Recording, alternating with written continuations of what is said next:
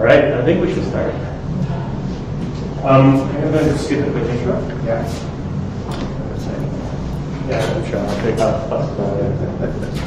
Hey, everyone, welcome. Welcome to another Lunch and Learn with Tech4Good. We have some familiar faces for sure, some new folks. Who, other than these two over here, have been to a Tech4Good event before? Anyone else? Okay, so Tech4Good is a simple initiative that helps bridge the gap between technology, digital sector, and not-for-profits to help to bring some technology goodness to not-for-profits and charities and help as an education school. And Tech4Good is kind of like a chapter or concept. You'll find other tech groups like this around North America, and they're organized by N10, the not-for-profit technology education network, or Net Squared, which is part of TechSoup, and all again to bring technology and education to not-for-profit charities. So today, another Lunch and Learn. This one will be on Chatbots with Phil Loranger from Canadian Blood Services, and I'll hand it over to him. And I'll hand it over to him right now. Hello everybody, how are you? Before I begin, can I just get a quick show? We're going to put the video first thing. Oh yeah. Okay, so just before I begin though, I always like to sort of get a quick show of hands to who has donated blood before. Oh, there you go. You guys are all heroes. That's fantastic. It's a cool thing, right? Truly, it saves lives, right? And essentially that's what kind of our mission is. So I guess this will be sort of playing to you guys who, I guess you guys have already bought into this, but for those who haven't, I just have a quick video. It's an older video, but I think the point is made, and maybe hopefully it reassures, your donations, right?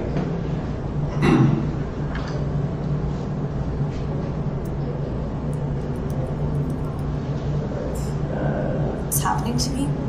How can I be sick? I've never smoked, I don't drink, I have a healthy lifestyle, I'm a runner, I'm an athlete. Well, I went into the doctor and he did just a normal physical checkup. That was all fine. And as I was leaving, he asked me to go to the lab to get a blood test. When I got to the clinic after they asked me to come back, the doctor had actually phoned 911 and wanted an ambulance to come and get me, which was incredibly shocking. I hadn't been in an ambulance before, and I sure didn't feel like I needed one. I mean, I walked into the clinic, and I couldn't imagine leaving on a stretcher. A normal hemoglobin for an adult is about 130 to 150, if you're lucky, and mine had dropped down to a critical low. It was at 55, and so that's, I guess, close to a third of the amount of blood that I need to have. The doctors haven't found an exact diagnosis yet, but since that day, I've been getting blood transfusions at least every other week. I would never have imagined in a million years that this could happen to me and that I would be in the hospital for 4 days out of every month. You seem like a very serious person. Yeah. How's Mr. Chomper doing? He's doing good. He's shedding. He's losing his cheeks. I oftentimes think of donors and I wonder if they could have ever imagined that their blood was going to a person like me. Actually, every time I get blood now, I look at the bag as it's hanging on the pole and I wonder who they are and what they're doing. And I wish that they could know that because of them, I get to live.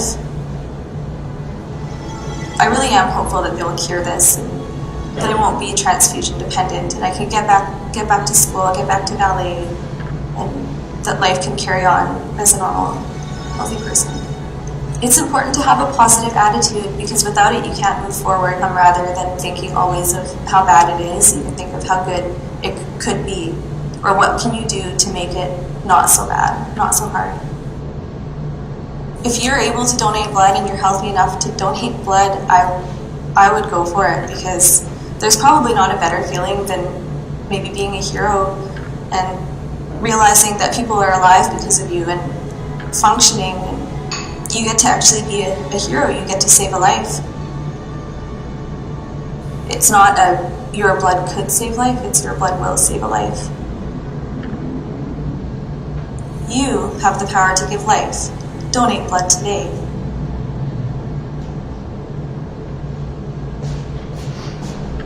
So, nice little intro video to inspire the conversation. I mean, this is somewhat appropriate. This is Tech4Good. Right? Yeah. Okay.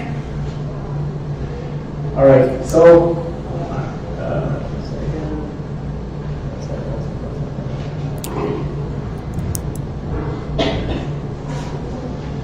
okay, so who am I?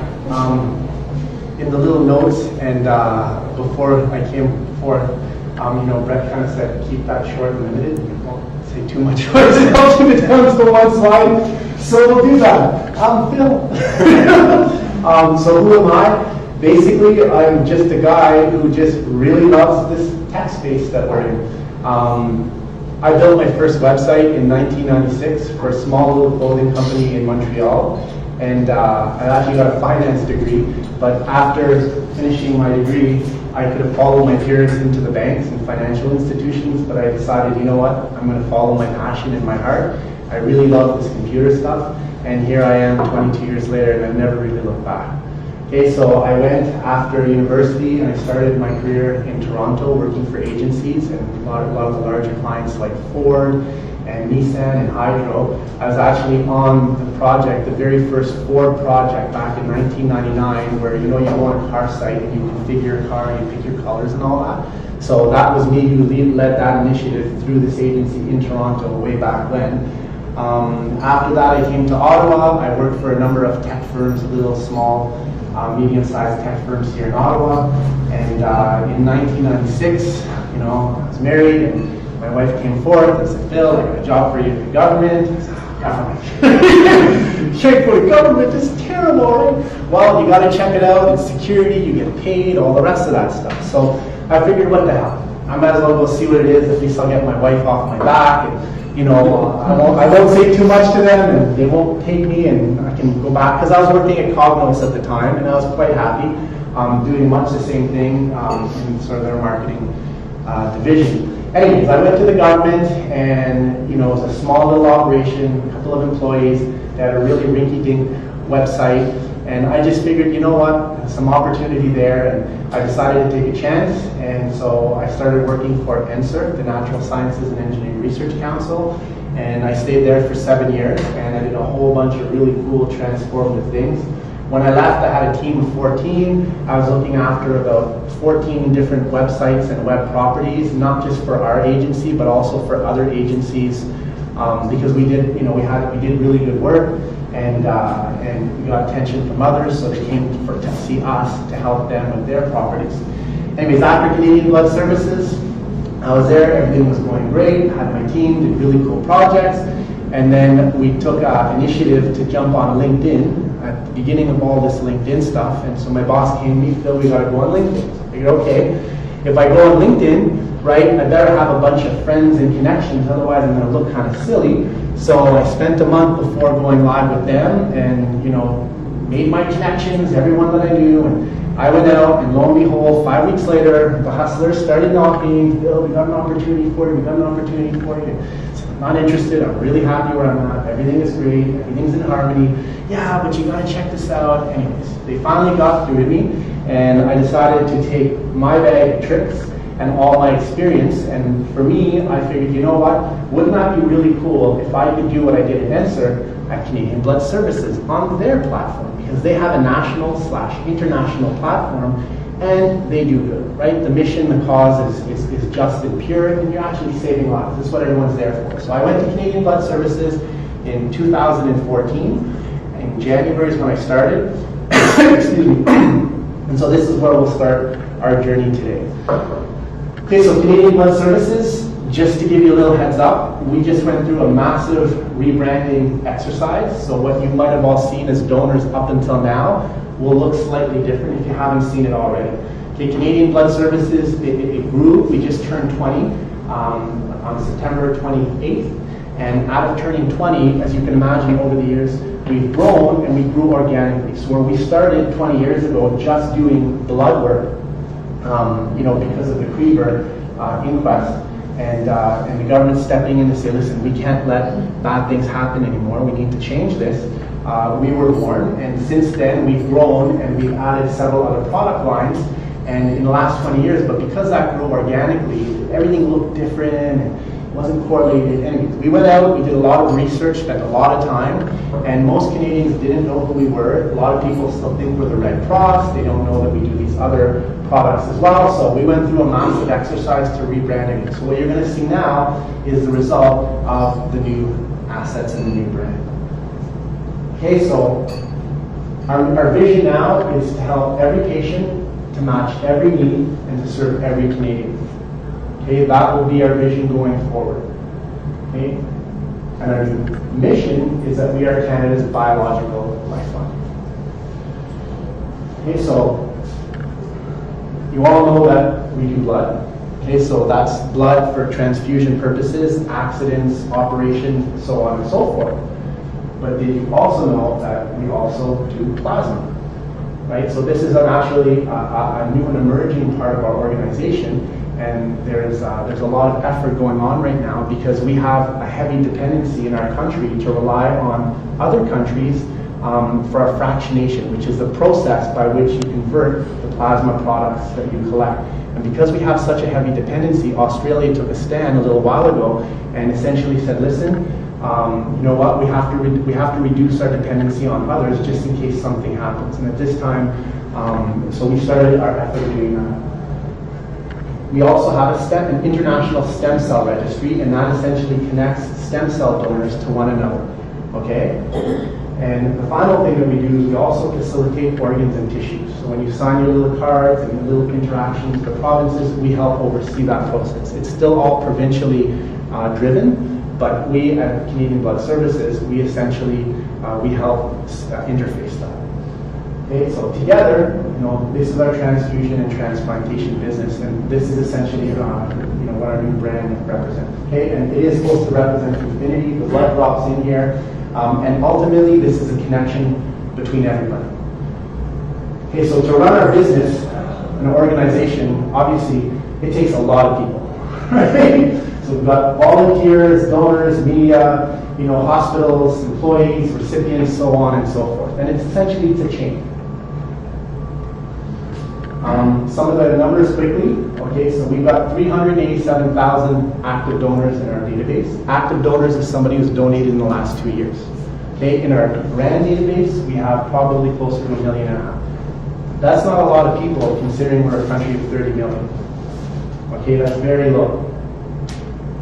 Okay, we run 14,000 events. Okay, and an event is basically a donation event, right? So if you've gone to an office building, or if you've actually gone to Carling or wherever it is, every one of those is considered an event. So we run 14,000 of them every year to generate 800,000 units of blood. That's what we need to support our country's blood supply. Okay, and to get 800,000 units of blood, it takes 1.5 million appointments. Okay, because it's about 1.8 per person that yields a unit of blood. Okay, 4,000 employees, 17,000 volunteers. Okay, so we're talking about chatbots today, and this is to set the stage and the context for where the chatbot and how we're evolving. So we need to recruit. Okay, that's a big energy in an organization because we don't have, we're always in a struggle. Every organization has their struggle. Our struggle is to get donors in the door. It's tough. It's a big ask. I'm not asking for $5. Hey, we're asking for your time to go in, sit there, and let us take a part out of you, right? So it's an ongoing, tedious exercise. We've got 3 main recruiting channels. We've got the call center, which is a staff of a few hundred people out in Sudbury, and they basically call people, hi John, can you please come in and donate an appointment? We've also got the donation centers, or what were called clinics before, which is when you go in to donate, somebody's there at the front and says, hey John, can I please rebook your next appointment? Okay, and then we've got the digital channel, which has been the emerging channel, which is what brought me to CBS. Okay, and you can appreciate that the call center, you know, as I was talking to Brett, the costs go up and up and up, right? Because nobody answers their phone anymore. So what could take a couple of phone calls to hit someone, now it can take upwards of, you know, 30, 40 calls. Okay, that's the costs are high, right? And we've pegged costs at, you know, in the 20s, $20, $25 an appointment. It's really expensive compared to digital, which is all self-serve. In 2014, when I arrived at CBS, okay, we were doing 6% digital. Everything else is in a contact center and people walking in. Okay, so my mission, my job, was to grow this red line as much as possible and reduce the other 2 lines. Okay? So put forth the transformation strategy. Okay, now transformation strategy, which we'll see, includes obviously assets such as the chatbot and others. Okay? But you have to appreciate that it also includes other things than the products and services we deliver, right? It also includes a mindset change, people change, process change, and all the above in between. Okay, had to hire people, change the way that we develop, change the way that we operate. We brought in agile way of thinking, and it's still an ongoing thing, but that's what the job has been for the last couple of years, and kind of the context for how we got to doing the chatbot. Okay, so in this transformation, we put out and we rebuilt our website, our web platform, we rebuilt our donor portal, and the platform that powers that. We did mobile apps, iOS and Android app. Okay? And just lately, in the last month, in the last sort of coup d'etat, to go and tackle those lines, and that's our donor concierge, which I'm extremely proud of because it's a very hard project to get buy-in from the organization. Essentially, the donor concierge, when you walk in and somebody says, hey Phil, can I rebook your next appointment?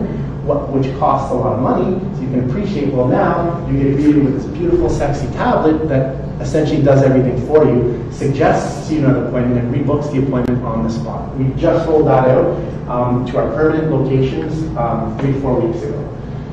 Okay, so what's the result? And also we have the EQing tablet, which is another problem that we had, which is at a location, is kind of a free-for-all in the sense that people show up, walk-ins come in, they go ahead of people, we don't honor appointments. Like, it's a bit of a mess and it's a bad user experience, and that doesn't help us with our retention. Okay, so now we set up, as part of the concierge, a beautiful interface to be able to queue people and DQ people. So now if you have a 10 o'clock appointment, right, you actually honor that, which is a much better user experience. Okay, so all look cool, but has this actually done anything? Well, let's have a look. Okay, so there's the efforts of 5 years of work. Okay, so the donor center, in 2014 to the donor center today, the call center in 2014 to the call center today, and the digital channel, which is the effect of all of these things.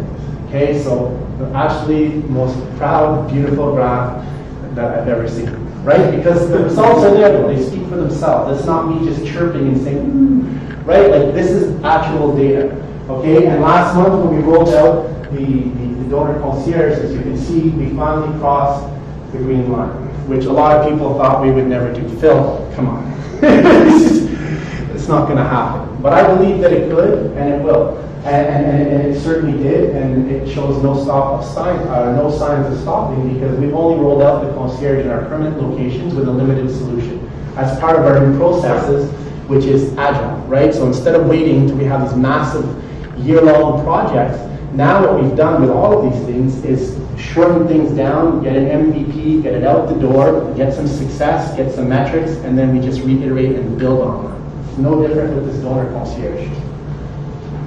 Okay, and I just wanted to show you also our apps, because again, not to say that I'm the one just saying, ooh, this stuff is really cool, but this is actual users across the country, probably some of you even, who've actually gone in and rated our app. We've been in the top 5 for the last 5 years in the medical section, and we've got pretty good ratings, almost perfect, from users across the country. Again, all as a result of changing our mindset, doing things a little bit differently, and really putting a concerted effort to driving these things. Okay, so voice and conversational interface, which is really the topic of today. Okay, so I'm assuming everybody in this room, you're all tech people, you all pretty much know what this is. Essentially, this, in my opinion anyways, and this is not just coming from you, like I truly do believe in this, okay, which is why we got into this space, okay, this is definitely the future.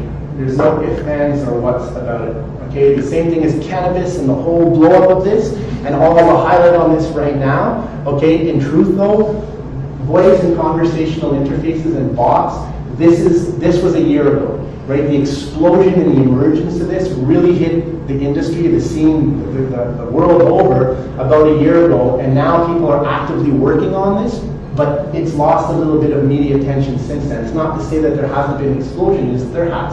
And this is why we got into the space as well. Okay, so essentially what is it? It's basically the ability to navigate through an interface with your voice, okay, or with text, as in the case of a chatbot. Right, so a game like Alexa and Siri, you know, some of you may use it, some of you not. Kids certainly use it now. So instead of having to go out and click an interface and navigate through, you just speak to it. It understands what it's trying to do, and then it performs tasks, activities, and performs functions. Okay. The important thing to note about this emerging space, okay, is that every organization is going to have to be in this. And the reason why is because the search engines, which by and large today are still a predominantly source of traffic and users and eyeballs and everything else, these things are going to be tied together. Okay, so if you're not in this space with your organization, essentially, and somebody goes up and says, listen, you know, where do I buy a car? And they speak that into their voice interface. If you're not hooked up on the back end, guess what? Your organization doesn't show up. And those who have and are going to be there. And again, this isn't coming from me. I was at a Gartner conference in April, and this is a big topic of conversation that all the big corporations now are investing heavily in to make sure that they don't miss out on this track of the space. Chatbots are a subset of these interfaces. Okay, so chatbots are basically little automated computer programs that perform tasks and functions. Okay, now they can be linear, or they can be using artificial intelligence and machine language. And AI, which is still very much in its infancy right now, is the ability where these bots and these little programs, they learn and they get smart over time. Okay, so you speak to it and have a conversation with it, you give it input, and then its intelligence then starts to learn from that, and it was able to respond and grow on its own. And there's a tremendous amount of crazy stories out there. You can Google them, examples of how that's been applied and how that's being put into play. Okay, and this is really why we said, hey, we need to get into this space as well. Okay, but how do you get into this space? Like, where do you start, really, right? Like, okay, building an app is one thing, but what's this whole bot thing? Okay, so again, we got back to the table. At the time, we were working with our partner, okay, which was E&Y, and they had a fantastic lead there named Keith. He's a great visionary. He understands the space really well. Very charismatic, passionate individual, and he helped us bring and introduce and bring the chatbot to the forefront so that as an organization we could devote some resources to kicking this around, getting our feet wet, and seeing what it's all about. And that's what we did. Okay, so the first thing that we did is we put forth some sort of a high-level strategy. Okay, so again, like, this is real cool, but I mean, you gotta have some purpose for doing this, right? Otherwise, why are you doing what you do if there's no real drive and purpose to it? And in our case, with our recruitment, which we just discussed a minute ago, right, and having active donors and whatnot, you know, a lot of our donor base, they're older. Okay, so we need to refresh the donor base, right? And so our goal in all this was to engage the youth, millennials and Gen Zs, okay, the younger population. And so in doing so, you know, we made the jump that, you know, conversational platforms, text messaging, and so on and so forth, this is a platform that's well targeted to them. Okay, we had a couple of conditions or you know, things that we had to live by. So of course we had to work in an agile process, not a big, long, drawn-out project. Had to be cheap, right? We didn't want to go put forth a huge amount of money into this yet to do this because it's a learning exercise, right? And this was also like, it's part of our new sort of culture, which is a test and learn thing, right? We want to get our feet wet, test it out, see what it can do, learn from that, reinvest, iterate, you know, or pull the plug if there's no value whatsoever. We wanted to do it quick, and of course we wanted to leverage the messaging platforms, which is what we just sort of talked about. Okay, and some of our measurements for success to see if this would have been working or not. You know, obviously we wanted to get engagement with youth, right, with that target audience. We wanted to learn about the platform and what it could do. And of course, a big thing in this is we wanted to get our feet wet in this AI and automation space, okay, which is another emerging thing that's going on. We're somewhat, we're 20 years old, so we have a lot of dated processes, and like any other organization that wants to survive and change, we need to automate things, right? And this was a way that we could start the conversation, show some successes, and possibly go further down the paths in many different ways. And the last thing, of course, is we wanted to make sure that this would put us as a blood operator and other charities, to set us aside from everyone else. Hey, we got a chatbot, we're in this space. That was a big driver too, right? We could say that we're the first blood operator that actually delivered a working chatbot that has driven some value. Great press release, and again, it helps cement and grow the story. Okay, so we went through a long exercise and process, a lot of workshops, working groups. We examined an awful lot of data as well. So, to really land on what our target audience is. And I'll tell each and every one of you, if you get into this, okay, this is a key component. You really need to understand who you're doing this for. Okay, because it has a lot to do with how you do things, okay? Specifically, one of those things is language. Right? If you're talking to an elderly person, right, it's not the same language that you're going to use if you're talking to somebody who's 18 years old. And essentially, these conversational interfaces, it's all about language. It's not about program. It's about language, how you reply. Right? So when you're texting someone, do you use LOL, ha ha ha, like these kinds of things, right? And how you're going to speak to that audience will have a direct impact on their engagement. So for us, as we decided, right, we were going to focus on the millennials and Gen Z, 17 to 24. Okay, when we looked at Facebook and the metrics and statistics in Facebook, okay, there were about 3.5 million users on Facebook that would fit this category that we could go target. We could try some engagement, try to put this into play to see what kind of traction that we would get. Okay. The young, the millennials, is a perfect fit for them, or at least we thought, because essentially these are influencers, these are people who are very transparent, these are people who are open, right? They share their experiences through these digital channels. So for us, we thought that it was a perfect fit, and you know what? We could put our chatbot in place and we get some good traction from the youth, and again, hopefully, we would be able to start that dialogue with them, to bring them into, becoming donors downstream, which we obviously desperately need, right? And there's a good social cost to this as well. Okay, so what were our use cases? Because we did have some use cases. What are we going to do with this chatbot? I mean, we can't get it to order pizza, or order blood for that matter, though that may be a future use case. We had to do something with it.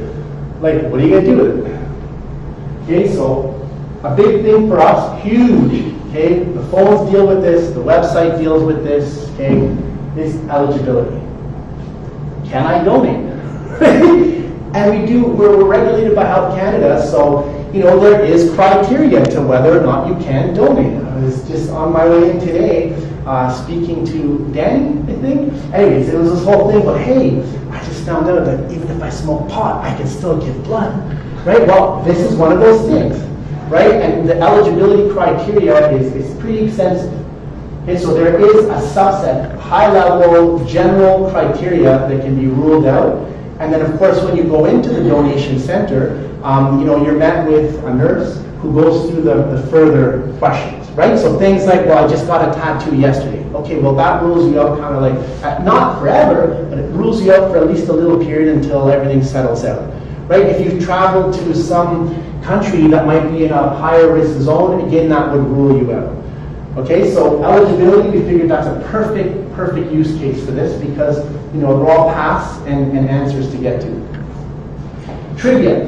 That was another cool, fun thing we thought we could put in there as well, so we could, deliver some trivia on blood and the donation process. What are some of the key facts and stuff like that. Again, remember, we're trying to generate interest and engagement with a new group who may not be aware of who we are.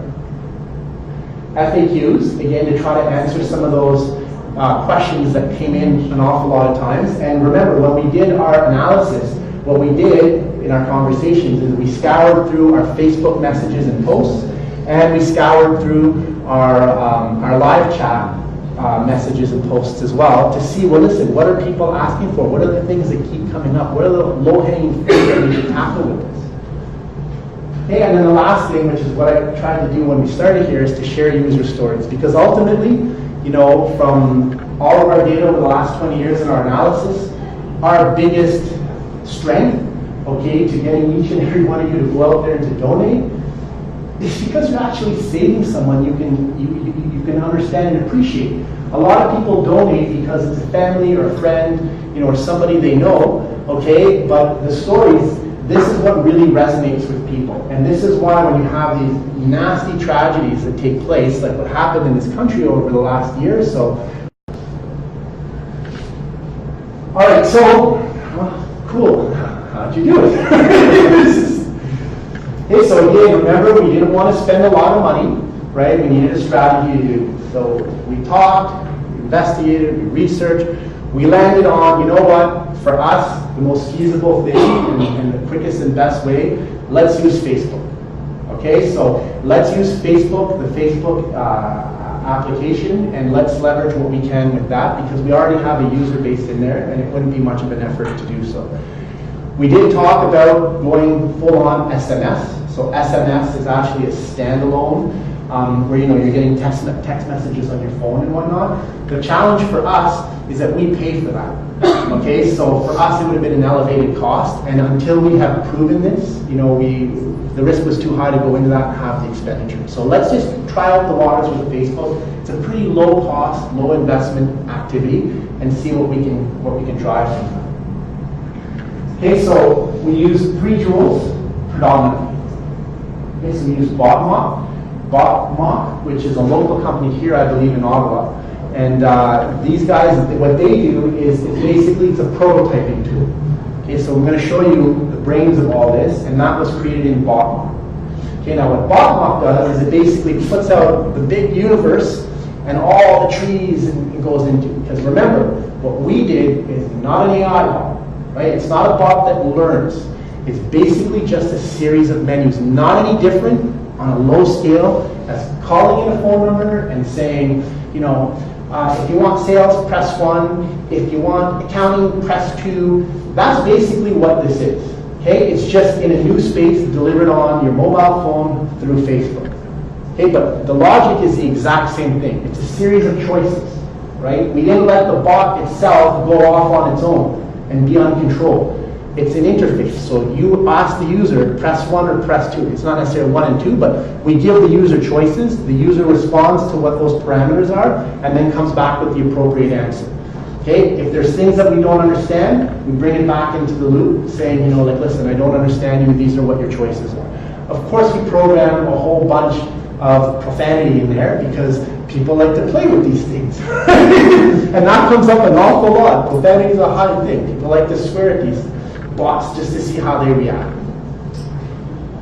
Okay, ChatFuel was a platform that we used to actually build and deploy it. Okay, and again, they have a relatively low-cost solution. I forget what the exact amount was, but it's something in the neighborhood of like $50 a month or something like that. They also have an enterprise solution as well that is far more costly, that has a lot more features. But the one that we chose is just the sort of entry-level one. And then we went to Dashbot for the analytics to give us the data to see if we're onto something or not. Okay, this is the brains. Okay, so this is our chatbot right here. Okay, now what you're seeing here is BotMock. This is a blow-up of a little subsection of all of this. But basically, that's what it looks like. Okay, so again, they're all decisions, right? Are you male or are you female? You go down the path. Okay, what's your height? You go down the path, so on and so forth. Okay, what's in here that you can't see because it's just too microscopic, okay, is we have our 4 use cases. Okay, and each has a flow, and each has a row, if you want, answers, options, so on and so forth. Right? And this is basically what building a chatbot quick and dirty looks like. Okay, it's just a question of getting, you know, all the answers, the questions you want to ask, and figuring out all those little paths that it's going to go down. And it's a pretty cool little tool, and this set up our architecture if you want. Okay, based on that, we then took this into ChatFuel to actually build and deploy. Okay, so when we actually did deploy it, okay, like I said, we launched this on our Facebook page. It's there today. If you go to our Facebook page today, it's your first line of entry. Yeah.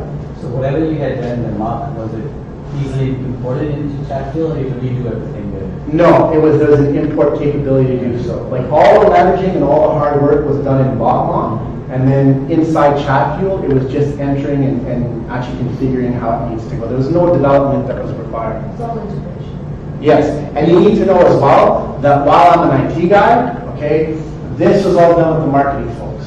Yeah. Okay, we supported it because it's technology at the end of the day, and we wanted to learn from it as well. But the bulk of this was built, deployed, and is currently maintained by marketing folks and junior folks at that. Okay, it's not complicated. Anybody can do it. Does it handle translation? That's a good question. No, ours today does not handle translation. We didn't put that in at the outset because translation is, I'm sure some of you can appreciate, is a whole other ballgame. That's what I said. Yes, it can. It certainly can, but we didn't deploy that. We have to get everything translated. And again, we wanted to be quick and dirty, and then we wanted to leverage that. So you only have it in English right now? That's correct. So does ChatFuel and BotMock, do they support translation? They're paths, right? So it's not necessarily that it's a language thing, other than a path. Because it senses the language and it goes down this and you do the same That's task. correct. And then it's the same thing as any other application, just translate them. Or like have a duplicate for the French one. That's correct. Mimic everything. And remember, Yeah. language, this is all about language, guys. It's not about programming. No, but that's what it is. It's all about conversations, right? And the people now who are going to grow and become superheroes in the space are not going to be developers, right? They're going to be language people. They're going to be authors, editors, writers, because that's what it takes. And so again, in our exercise, we tried to use youthful, cutesy language, right? And we actually brought in 5 millennials. We did. We brought in 5 millennials for a month. We paid them, okay, brought them in, and we had them validate what we were saying and how we were responding. Listen, does this appeal to you? Right? Is this how you talk to your friends and your peers or not? Because if it's not, we're missing the boat. Okay, so language is a huge part of this, right? And so this is why in the translation space, because we created all of this new language and this new text and this new how to speak to people, we didn't go through the exercise of translating it all. Okay, so our solution, I don't know if you guys have seen it or not. I mean, I said, you can go on Facebook, you can go on the app, and it's all there. You just type Canadian Blood Services, and our chatbot pops up. Okay, this is somewhat sort of what it looks like. And, the call to action is just on the chat buttons there. So as soon as you click on the button, the bot says, hello, Phil, or, hello, and, how can I help you today? What are you interested in? And it gives you 4 menu choices, just as I was describing the menu concept. If you want to hear about stories, press 1. If you want to talk about eligibility, press 2. And then it just goes through the series of conversations throughout that. Of course, there is definitely a place where people can input, and we capture that. But by and large, the bot is completely controlled. It's not free to run on its own. Everything has a path and an answer. Is that dynamic? The path? The path, well, it's a set path, right? So it's not dynamic in the sense that it changes. Are you going to implement additions? So let's say you see one of your users, they get stuck in one path. Yes. So yes. Is that manually controlled? That's manual. So part of the exercise when we went live with this, okay, is to do just that. It won't work if you don't. Somebody has to watch what's going on to see where people are deviating and going off path, and then when they do, you come back and put in that curve to come back. Because it's not dynamic in the sense of artificial intelligence. It's all hard-coded, right? So you go down an appropriate path. And then when we take a look at the data and we see what are people typing in, what are people interacting with, this is what gives us the feedback now to reshape our paths and recode the stuff. I think sometimes though, like some of the language understanding in the chat, the logic can put you into a different path if you go down the eligibility path and you automatically start saying, tell me some trivia, it may bump you to another path too. I think, it looks at everything that goes in and out, in context to the things you said before, but also on its own, so it may weigh you and then bump you over too. So it is, like smart in that way. Yeah, I just wanted to know whether the prototyping tool did they support AI, machine learning at least? Yes, yes, it does, but we didn't do that yet. Okay, so what you're talking about is AI to a certain extent. We didn't, and ChatFuel does have artificial intelligence, but for us, the conversations that we are having is with IBM Watson. I mean, that's what we kind of kicked around. No, but guys, we're a large organization, right? So if we're going to do something, then let's just take a look at the space that's out there. And so the big players, but the problem with IBM Watson, you're talking about 2 years and millions of dollars to get into that space. But that's true AI, right? Like that will learn, it will figure out. And remember, if you use true AI, you have to babysit it because it learns, and it learns bad behaviors as it learns good behaviors, right? And this is what the risk of going with. So this is, and risk, which we didn't talk about, I guess, was one of the lessons learned, but risk is another thing that we needed to mitigate and manage. I work for an uberly risk-averse organization. We're regulated by Health Canada, right? So it's just like government, and then add some because everything is regulated. We can't deviate from that because if we deviate from that, what happens? Put people's lives at risk, right? We can't have that. So risk is a huge thing, and it's the same thing with our chatbot. If we put something out there and it gave misinformation, that could have detrimental effects. And we have a privacy and legal department, and everything needs to go through them. And so in order for us to move all of these things that I showed you out, they need to double check all that. And they're good, right? And they watch out for us. So we had to make sure that what we did met their needs and their guidelines, and made sure that nothing that we put out there, had any risk whatsoever that could lead to an unhealthy outcome, right?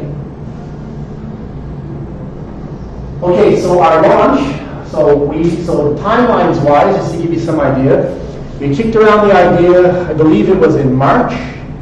Okay, we started really boots to the ground April-ish, and we had a working prototype that we kind of put up live at the beginning of May internally, right? And we could kick it around. We sent it to the call center. We got people to play with it, check out if there are any broken paths or rows, things of that nature. What do we have to reiterate? And we let that sit for pretty much a month. Okay, at the end of the month, we came back, and that was kind of like the go or no-go decision for us. Like, are we good with this? Can we go live with this? Or are we going to delay this and keep iterating? Okay. We went live on June 1st. Okay, that's when we went live with it on our Facebook page, and we issued the press release with EY on June 5th. And then on June 7th, we did blasts, and we did a little bit of Facebook advertising. Not a whole hell of a lot, but we did a little bit to drive some engagement. Okay, so some of the results that we saw kind of early on and to today. Okay, so some of the core metrics. So again, people sharing, like what we wanted to see really for us engagement is we wanted to see if we could drive traffic to our site. Like ultimately, our goal in this is donations. It's like our shopping cart, right? That's the way that we run our business. We run our business through appointments. Okay, it's the way we forecast demand, and we make sure we have enough supply. Okay, everything is done through an appointment. Right? Some other countries, they don't do that. It's just all walk-ins. But for us, we live and die off appointment bookings. Okay, so ultimately, our goal for this was to get the engagement with this crowd and then have them directly book an appointment. And this is where we wanted to take this as well. The one thing we couldn't solve, as we were talking about, is the authentication. Right, so in order to be able to book, because we did actually build, one of the developers, just as a little side project, built an interface that would tie into this, that would tie into our back-end infrastructure. So through a REST layer, I mean, I don't know if you guys are technical or not, but okay, so it connects through a REST layer, and then back to our big mammoth, SAP CRM and all the rest of that stuff. We actually did, okay, but what we couldn't overcome is to authenticate somebody. Right, so your username and your password, you can't do that through text or through chat just yet. There's no solution out there yet that can do that safely and securely. Okay, so for us, we didn't go that far, but that was kind of next on the roadmap for doing this. Nonetheless, as you can see, we did get engagement. Yeah, I got a couple other stats as well. So this was just the month of August, just at a high level. So number of people we had to our Facebook page, going down to the conversion. Okay, chatbot are people who actually interacted with the chatbot itself, and the messages are people who actually left messages. Okay, so the conversion was around 40-45%, based on the Facebook users that were there. Okay, which we'll talk about in our lessons learned coming up in a second. Okay, some other results. Okay, so there were a number of messages received, after we put posts on social, right? So of course, like everybody else, social is a driving tool for us, and we put out messages constantly. And within the social platforms, because it is Facebook, right? There's a quick little tie-in, and it did drive some uptake from those channels.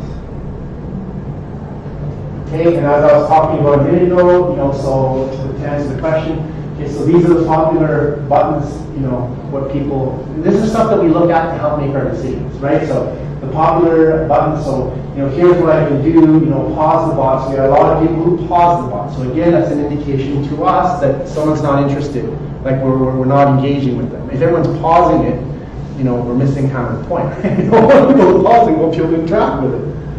Okay, so the URLs that people are clicking through to try. Okay, so you see here, I'm seeing here one match. One match is our stem cell program. So again, someone's interacting with the bot, they're reading a story, checking eligibility, something clicked on there that could drive them to our stem cell registration page. Okay, these are some of the keywords that we put in.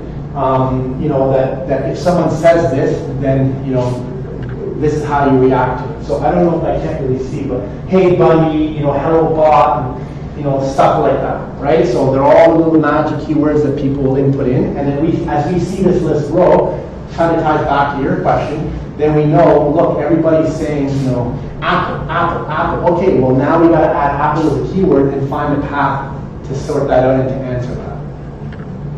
Right, and then some user activity. Users, so as you can see, the users has grown a little bit over the last couple of months, while at a slow pace, but somewhat a constant pace. Okay, so lessons learned in all of this. One thing is it's pretty easy to do. Anyone can do this. Listen, in terms of the project, for sure, you got to go banging on doors and you got to collaborate with people. There's no doubt about it. Okay, but this isn't rocket. This isn't like building an app. Okay, like anybody can do this. It's pretty straightforward because again, remember, at least in our case, not the AI, but what we did with Facebook. Okay, it's just a decision tree. That's all it is. And once that's the real work, the decision tree and the language that you're using. Those are the two main elements, and anybody can do that. Right? Anybody can figure out how to create a path and then put messaging to that. The platforms are very, very simple to use. Okay, as I discussed, this was risk-free, right? It didn't cost us a whole lot of money, and it didn't pose a lot of risk out there because we controlled every outcome, right? We didn't let this thing go off on its own and do its little thing, right? We made sure that we had an answer to speak to every single thing that would be put in.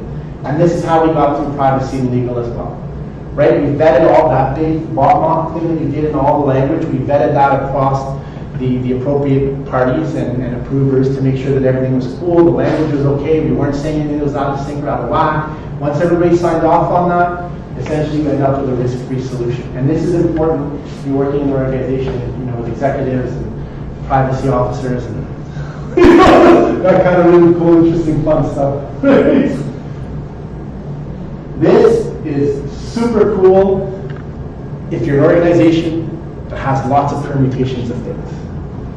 Okay, if that's your case, phenomenal, home run. In our case, eligibility, for example, there are so many decisions you can take. Did you give, like I said, did you have a tattoo? Was it yesterday? Are you male? Do you weigh this much? Like all of these different things to get to an outcome. This is where the power of this comes into play. Okay, because it can handle all these complex things relatively easily, right? And we have so much complexity in blood. Talk about this permutation there. You chose bot not But were there other options out there?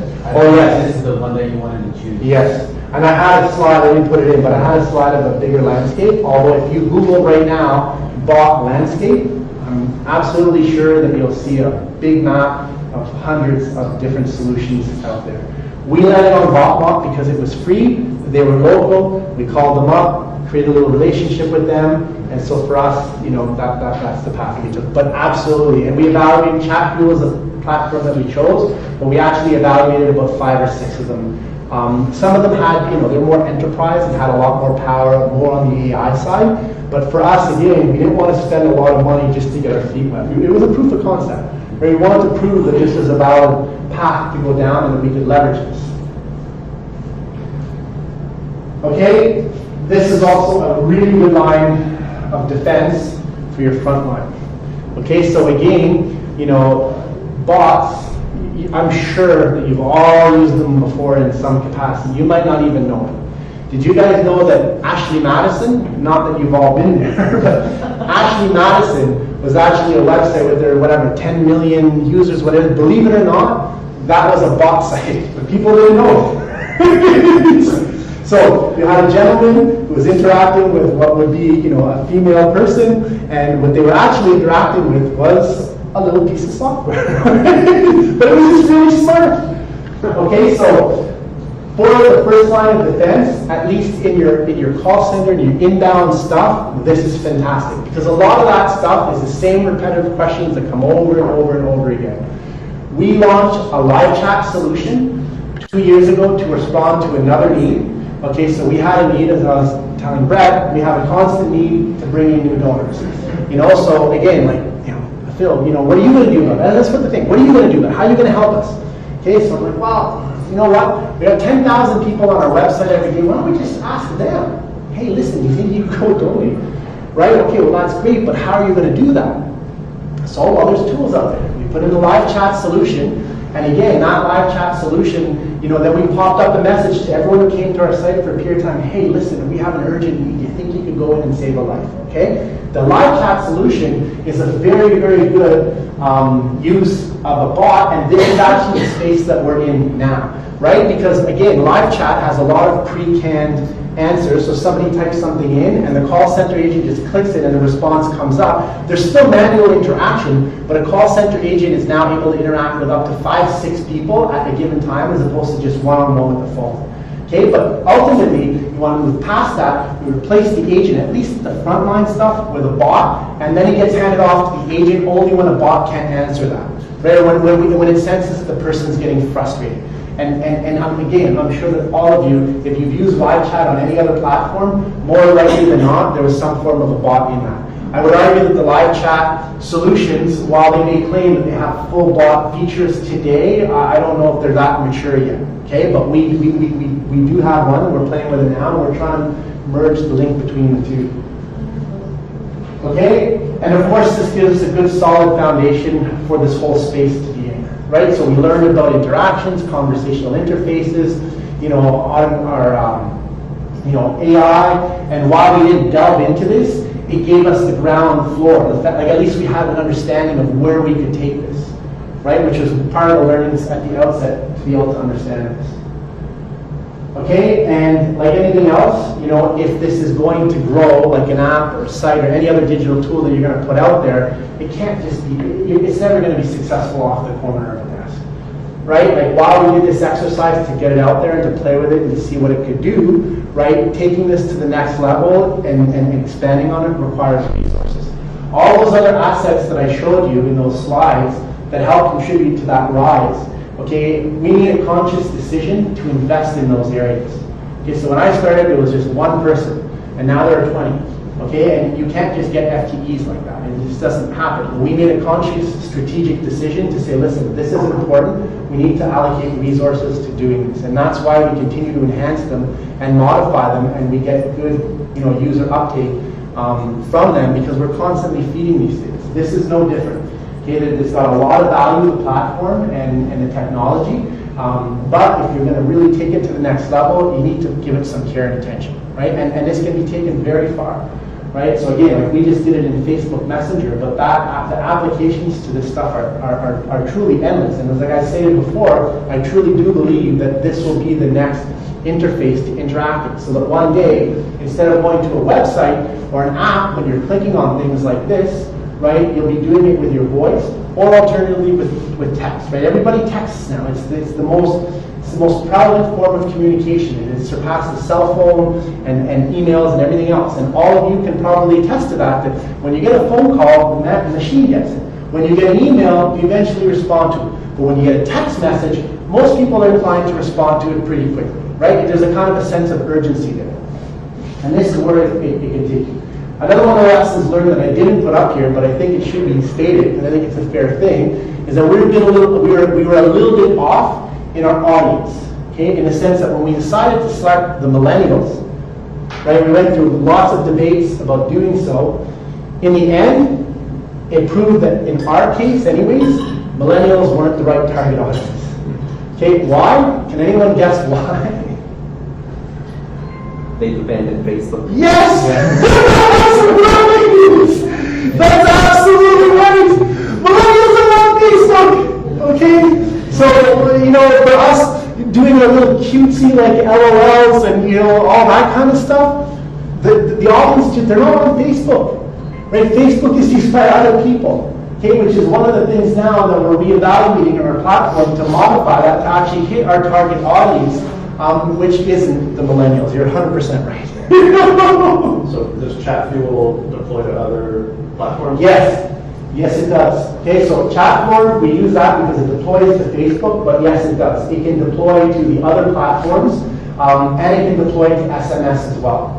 Right, so SMS is, for me anyways, it's a true be-all, end-all, because that's a text message on your phone, right? And you've got you don't have an intermediary in it if you want, right? But yes, I think I don't remember what they were, but like Instagram, whatever the other big programs that are out there that have chat applications, like WhatsApp and things like that, this will interface. And remember guys, this is a year ago, so they've valued and matured their product as well.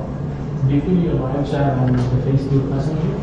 Which one had more user interaction? Oh, that's not even a question to ask.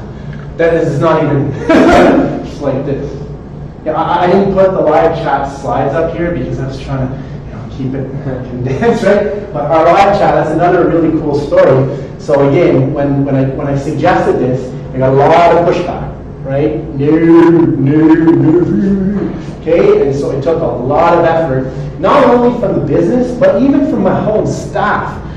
Phil, like, no, there's more important things, blah, blah, blah. Guys, this is good. So it took 6 months to convince people, and then when we convinced people, I basically go through the RFP process and everything else, and kind of went around that a little bit, and then so we put in a solution, and the first month we put it out there, the call center wasn't on board with this.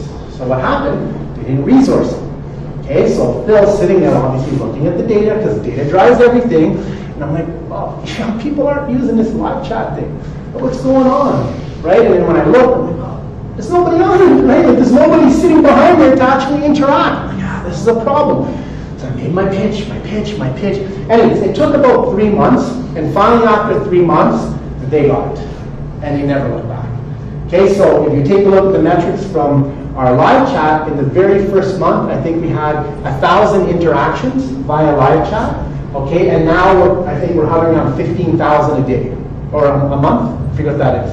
Okay, of interaction, and there's like about 7 call center agents that are actively engaged in the live chat solution.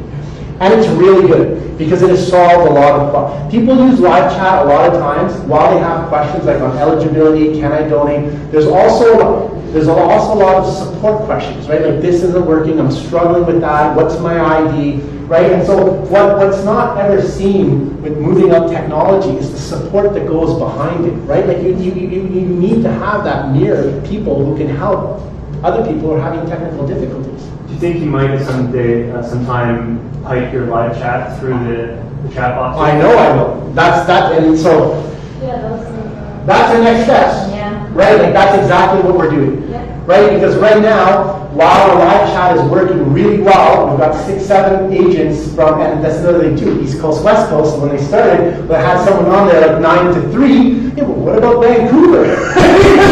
it's only midnight over there. You know, shut down the light. Oh, we're not there anymore. Nah, it doesn't really work, right? So yes, okay. So now we've got around the clock, like 9 till midnight, actively on our live chat solution. The next evolution of this is to bridge the gap between the two, so that again, while people are always, in my career, I've seen it so many times, right? People are afraid to change. Okay, like listen, when I went to Answer, there was a girl and all she was doing was the public disclosures. I don't know if you guys know what that is, but on government websites at the very bottom, you can click on a link and it has a list of all the contracts and expenses that executives and the organization undergoes, okay? And it's a tedious exercise based on the size of your organization. This girl was literally writing a web page for every line item, and there were hundreds, okay? And hundreds, so it took like a month to do it. And I looked at that, I'm like, come on, that's just silly. Because that's absolutely silly, okay? Like, we can fix that. So what I did is I spent half a day, and I wrote a little script, and I set up by an Excel file that now the business can easily send in an Excel file, and the little script basically generates the web page dynamically. Oh yeah, but Phil, if you do that, you're gonna threaten someone's job. I'm like, listen, it's not about threatening jobs, it's about doing something different, right? Working smarter and better. Okay, well, it's the same thing with this live chat stuff as well, right? At first, it's like, oh no, this is the call center killer. Right? No, it's not. Right? It's just working smarter and better. And so our next evolution of this is to merge the two between the actual live chat solution and the operators and the bots, so that at the first line, the bots can have an answer to everything, and then it gets handed off to the live chat agent for a more meaningful and fulfilling conversation. Right? And that's where we're at right now. So the new platform in live chat that we have today, it has a little bit of a bot technology in there, so we're looking at that. We're investigating that, right? There's also other platforms out there that are bot platforms, but that also do live chat at the same time, right? They're kind of built kind of on the same sort of playing field. And again, like I was talking about, like we're reevaluating that now to rebuild it more aligned with our actual target audience, right? So we can have more meaningful and fulfilling engagement, right? And then there were other tracks, like I mentioned, like what we would really like to do that's not on here, but it's kind of on the roadmap a little bit, and that's to actually bridge that authentication gap so that in the future, which would be really super cool, is that people could book an appointment via text. Right? So that's not necessarily so much a chatbot per se, but it is the bridge to be able to transact via text, which is another big emerging area, right? Where people want to shop and transact within their social platforms. Okay, well, it's the same thing for us too. We would love to be able to have people be able to log in and book an appointment directly via a text message. And we just need to solve the authentication gap to a satisfactory level for privacy and all of our legal departments. So that's we're pretty much at time, but we'll stick around for a couple of questions. But Bill, thanks for. I'm sorry, I didn't mean to take so long. We're so good, man. I'm sorry, I'm taking 30 minutes. Awesome. Thanks, Bill. That's awesome. All right, thanks, guys. I appreciate that.